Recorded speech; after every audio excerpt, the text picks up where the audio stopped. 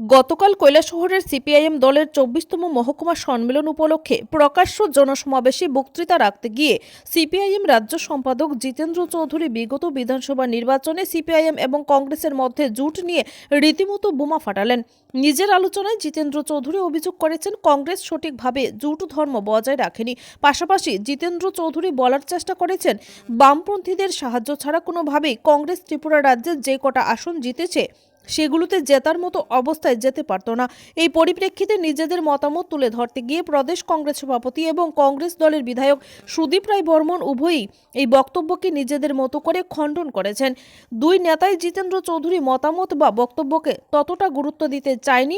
তাদের বক্তব্য হচ্ছে, জিতেন্দ্র চৌধুরী ওনার মতো করে বলেছেন, তবে আগামী দিনে কংগ্রেস দল নিজেদের মতো করে পথ চলতে বিশ্বাসী বলে সুদীপ রায় বর্মন থেকে শুরু করে আশিস কুমার সাহা উভয়ই মত দেন। পাশাপাশি শুধুই রায়বর্মন দাবি করেছেন, যেহেতু বিগত বিধানসভা নির্বাচনে কংগ্রেস এবং সিপিআইএমের জোট ত্রিপুরা রাজ্যে ক্লিক করেনি, তাই নিশ্চিতভাবে নতুন করে ভাববার সময় এসেছে। Bureau report, Tripura news Bangla. দলের সভাপতি হিসাবে দলকে শক্তিশালী করার জন্য, দলকে সাজিয়ে তোলার জন্য, সংগঠনকে আরও কিভাবে তৃণমূল স্তরে নিয়ে যাওয়া যায়, জনগণের আস্থা অর্জন করা যায়, এই প্রচেষ্টাই আমাদের জারি আছে। তবে আমাদের দল আগামী দিন এই রাজ্যে একটা শক্তিশালী চেহারায় অবতীর্ণ হচ্ছে, যার থেকে আমরা আমাদের পথ চলার যে রাস্তা বা সঠিক দিশা, এটা আমরা আগামী দিন নির্ণয় করব। আমি খুব একটা গুরুত্ব দেই না, কৈলাসহর আসপেক্টে উনি বলেছেন। তবে এটা ঠিক, এই জিনিসটা তো ক্লিক হয়নি। গত নির্বাচনে কমিউনিস্ট এবং কংগ্রেসীদের এই ত্রিপুরা রাজ্যে এই জোটটা ক্লিক হয়নি। সে প্রেক্ষাপটে হয়তো উনি বলেছেন, নিশ্চয়ই আমাদেরও ভাববার সময় এসছে, যেহেতু ক্লিক হয়নি আমাদেরও চিন্তা ভাবনা করতে হবে। নিশ্চয়ই কমিউনিস্ট পার্টির আলাদা লড়ার সেই তাদের অভিপ্রায় রয়েছে, আমাদেরও রয়েছে।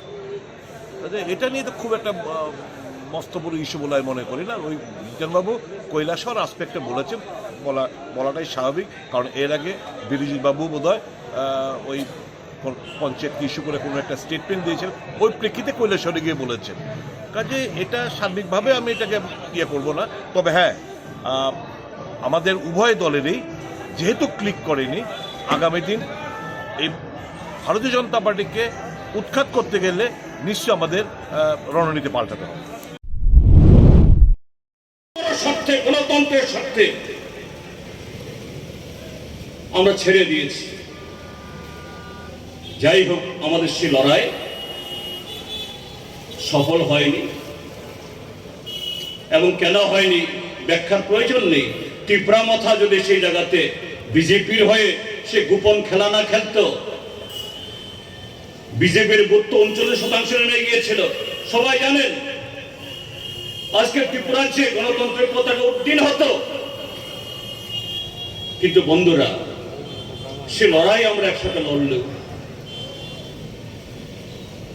পরবর্তীতে 1.5 বছর কাল, এই সময়তে আরো দুটো নির্বাচন হয়েছে, লোকসভা নির্বাচন, পঞ্চায়েত নির্বাচন। লোকসভা নির্বাচনও সর্বভারতীয় যে লড়াই, আমরা সে লড়াইয়ের ডাকে সাড়া দিয়ে এখানেও একটা সিট ভাগাভাগি করে আমরা দাঁড়িয়েছি পূর্ব পশ্চিমে। আমাদের প্রার্থী ছিলেন কমরেড আব্দুল রিয়ান, আজকে বক্তৃতা করেছে।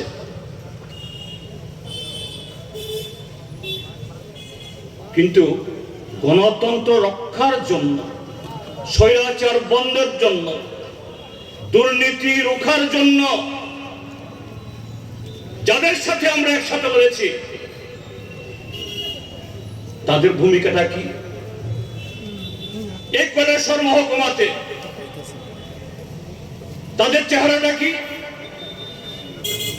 এই যে গেল 30 পঞ্চায়েত নির্বাচন,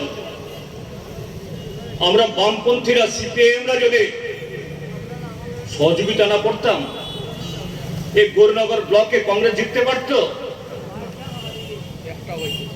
কিন্তু এই ভোট হওয়ার পর কংগ্রেস দলের তাদের মুখে কি ধরনের কথাবার্তা বের হচ্ছে, কি বলছেন তারা? গৌরনগর ব্লক কদিন আগে আমি এসেছিলাম শ্রীনাথপুর পঞ্চায়েতে, সেখানকার পাবলিক কি বলছে? চণ্ডীপুর ব্লকের সাথে গৌরনগর ব্লকের পরিচালনার মধ্যে কোনো ফারাক নেই। ওইখানে বিজেপি, এখানে কংগ্রেস। ওইখানে বিজেপির মাতব্বরদের সব সেবা করে তারপরে কাজ করতে হয়, আর এখানে কংগ্রেস দলের মাতব্বরদের সেবা করে কাজ করতে হয়। ফারাকটা কি? নামটা শুধু পার্থক্য। আর এইটুকু ক্ষমতা পেয়ে যে সিপিআইএম লাল ঝান্ডা গণতন্ত্র পুনরুদ্ধারে এই কৈলাসহর বিধানসভা কেন্দ্রে গত 2023-এ কংগ্রেস দলের প্রার্থীকে রেকর্ড ভোটে জেতাবার জন্য যারা বামপন্থীরা বুক চিতিয়ে কাজ করলো, আজকে তাদের বক্তব্যটা কি? আমরা কথাটা বলছি এই কারণে এখানে যে না, সারা দেশে বিজেপির স্বৈরাচার সাম্প্রদায়িকতা, দেশের সংবিধানকে ভাঙার চেষ্টা, তার বিরুদ্ধে আমাদের লড়াইয়ে আমরা একসাথে আছি। কিন্তু ত্রিপুরাজ্যে যদি সেই দলের একটা অংশ যদি সাধারণ একটা ক্ষমতার জন্য তারা এই বৃহত্তর আজকে সারা দেশের আহ্বান, এ রাজ্যেরও যে রক্তক্ষরণ, এটা যদি বলে যায়, এটাও তো বকলমে ত্রিপুরা মথা যেরকম বিজেপিকে সহযোগিতা করেছে, ঠিক সেরকমই আরেকভাবে বিজেপিকে সহযোগিতায় সামিল হবে।